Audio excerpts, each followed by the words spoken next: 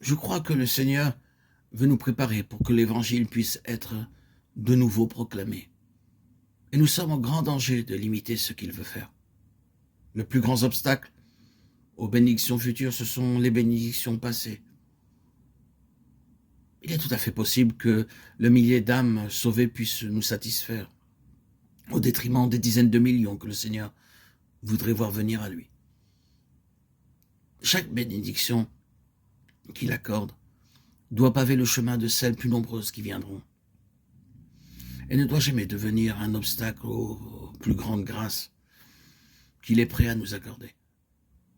Nous devons avancer sans cesse, enracinant notre marche dans les profondeurs de sa bénédiction, de plénitude en plénitude, jusqu'à parvenir, oui, à sa bénédiction sans précédent.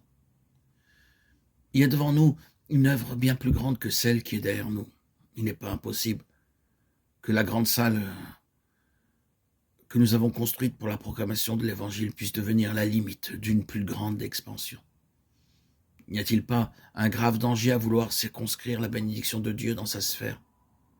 Dans le passé, il y a eu une constante augmentation. Cette situation nécessitait une salle avec telle dimension. Mais est-ce que cela doit être notre étalon de mesure pour le futur?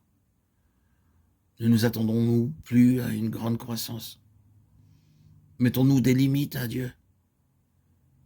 Si nous acceptons ce qu'il a fait dans le passé comme la mesure de son œuvre future, alors sa bénédiction passée deviendra un obstacle à la bénédiction à venir.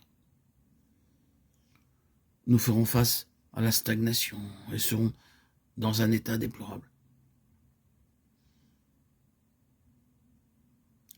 Nous avons, pour la plupart d'entre nous, commencé à servir le Seigneur il y a bien longtemps.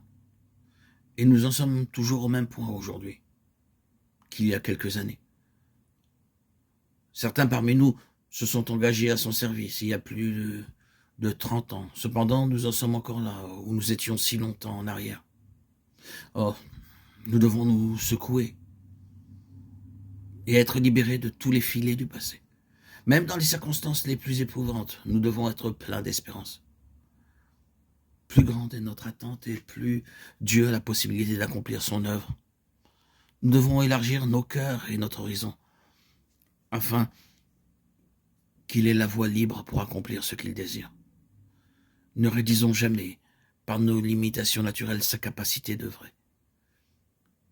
4000 âmes peuvent être satisfaites par quelques pains. Il en est de même aussi pour 5000 âmes. C'est la mesure de la bénédiction qui déterminera la mesure de la nourriture fournie aux multitudes affamées.